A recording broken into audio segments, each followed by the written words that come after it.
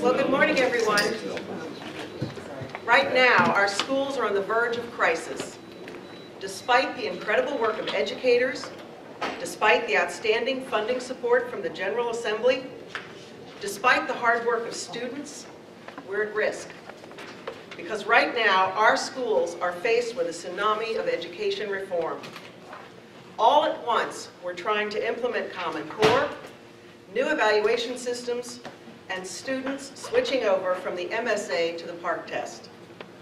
We want to get these changes right. Educators are working harder than ever to do just that. But the implementation of these changes has been a train wreck in far too many districts, for far too many students, and for far too many educators. This poorly thought out implementation process is challenging our success in our schools and the success of our students. We can't build the plane as we fly it. Our students deserve far, far better. We're here to say that we need some common sense for Common Core. For far too long, our schools have been subject to top-down, one-size-fits-all mandates from the Maryland Department of Education and the U.S. Department of Education. We support Common Core. Let's be clear about that. We are also strong supporters of accountability, but we support new standards, new curriculum, and new accountability measures when they're done right, and when they are locally driven, with common sense, and they're responsive to what students and educators need to be successful. I'm thrilled that we have some champions for this common sense approach in the General Assembly who are here with us today. They've sponsored a number of bills that will help us get Common Core right.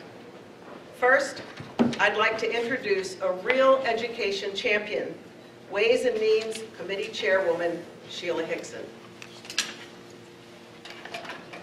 Thank you very much and for having me here today. It's great to be in a room where we're in agreement on this issue. And thank you for all being part of continuing the critical work of injecting common sense into education reform that is a necessary step to keep our schools #1 in the nation. My priority is getting education reforms done right. Instead of rushing to implement new standards and curriculum and evaluations all at one time, we need to aid school districts and educators by passing legislation that is consistent with our commitment to continued improvement and deferential to the educators and administrators on the front lines, developing the local strategies to help every student learn and grow. That's why I'm sponsoring a number of these bills being presented today, and will work with my colleagues in the General Assembly and education stakeholders these initiatives that strike the right balance for our schools, educators, and students. I'm proud to stand with my colleagues and with the MSEA to help solve these issues. Thank you. Senator King?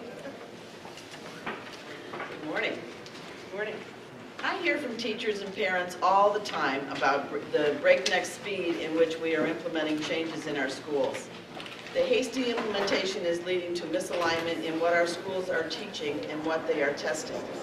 It also threatens to get us further away from a model where we rely on local school districts to meet their unique needs. A one-size-fits-all approach does not work and was never the intent of the Education Reform Act of 2010, and therefore I am sponsoring Senate Bill 676. Let me be clear, this is not just a Montgomery County issue, this is a statewide issue. I'm hearing from teachers and parents all across the state of Maryland, not just Montgomery County. The legislation I'm sponsoring does three simple things.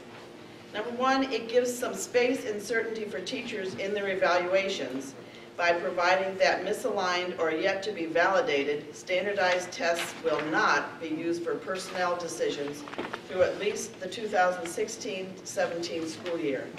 This is consistent with the long-term vision Maryland has shared with the U.S. Department of Education. Number two, it clarifies the intent of the Education Reform Act of 2010 in the role that the State Board of Education has in teacher and principal evaluation versus local school boards. The state board establishes general standards. Local boards, in conjunction with their local association partners, have the authority to establish specific criteria.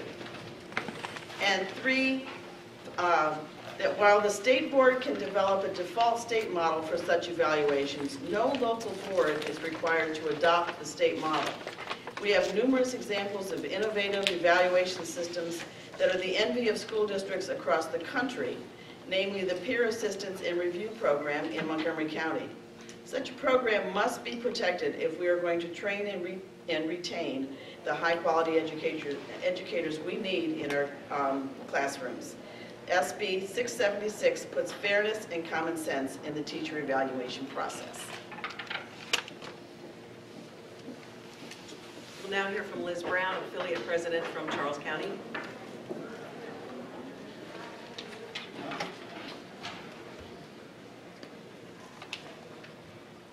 Once the Education Reform Act of 2010 passed, we rolled up our sleeves and we went to work in Charles County.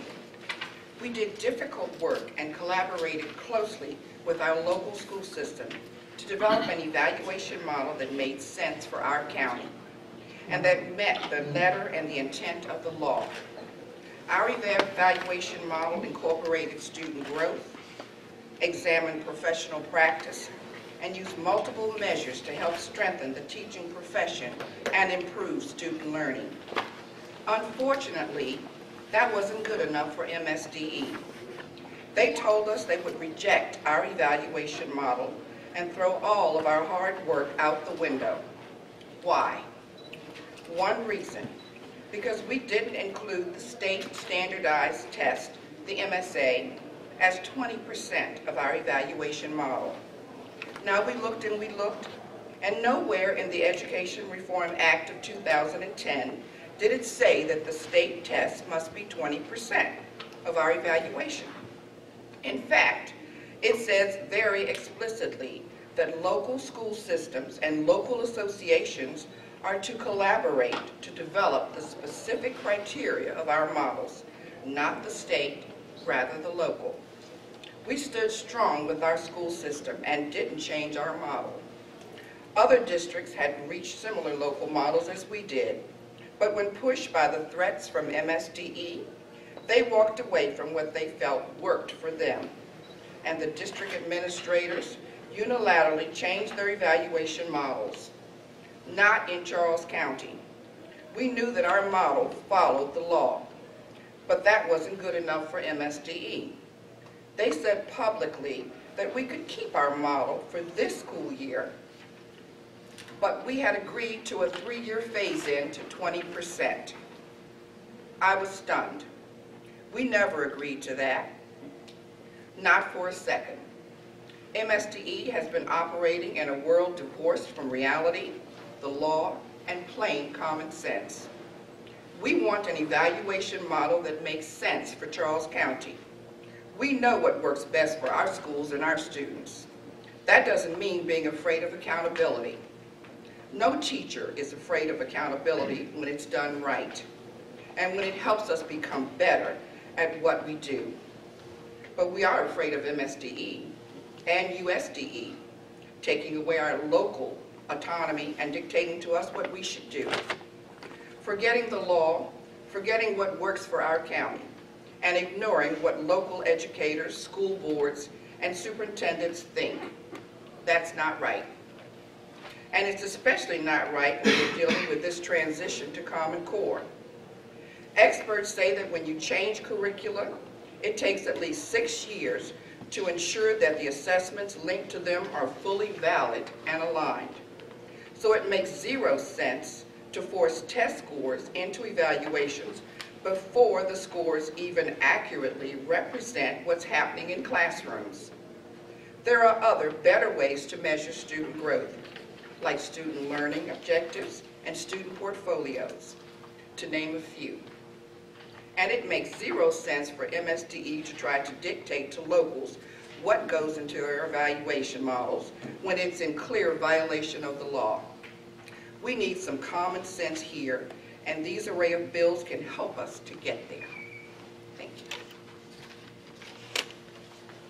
Senator Maldonado.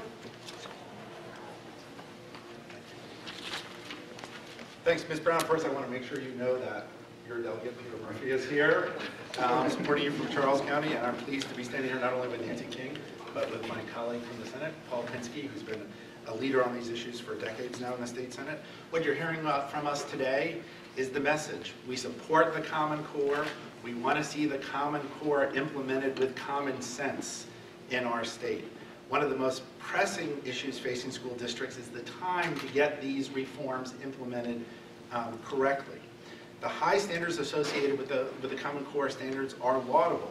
In Maryland, we call them the college and career readiness standards because they're about getting our young people ready for college and careers. But these adjustments, but the frenetic timeline that is largely based on the one-size-fits-all implementation strategy that results not from legislation, but rather from the waiver process administered by the Department of Education, the U.S. Department of Education, is becoming quite difficult and cumbersome.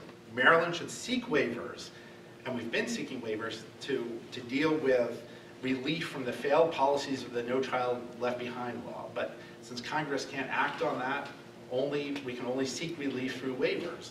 However, we need to make sure that when the department, our state Department of Education is seeking waivers, that they are letting us know what they're asking for. We need a process, and what we're suggesting in the bill is a process to review so the General Assembly is on board with these waivers. They're holding local school systems accountable, they're changing policy, they're tying our hands. If that's going to be their approach, we need to have buy-in and agreement before they go out on their own. This legislation simply says it's got to come before the General Assembly through the regulatory process in order for us to review it. We don't want to rush waivers to create unintended consequences that commit our local school districts to implement too quickly top-down mandates that strip their flexibility to develop the innovative, dynamic, and locally proven initiatives that we know they can. Thank you. Thank you. Delegate Lutke. Thank you very much, and I want to acknowledge, in addition to Delegate Hickson and Delegate Murphy, that we have with us Prince George's County Delegate Alonzo Washington and Delegate David Fraser Hidalgo from Montgomery County.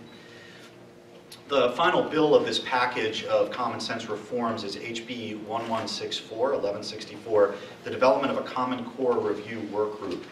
You've heard it, the implementation of Common Core compared to building an airplane while we fly it. Well, when it comes to our children, I'd rather the airplane be put together right before we strap in our kids. This bill will call for the creation of a work group to analyze the implementation of both the Common Core standards and of the PARCC assessments, which will begin being implemented statewide next year. We know the implementation of new curriculum linked to the Common Core state standards has been uneven, and as such, districts have been slow to provide the necessary professional development to get the reforms right. This work group will identify the local by local needs and make recommendations on how we can fill those gaps in professional development. Additionally, the available data on readiness to administer new assessments aligned with Common Core state standards is alarming.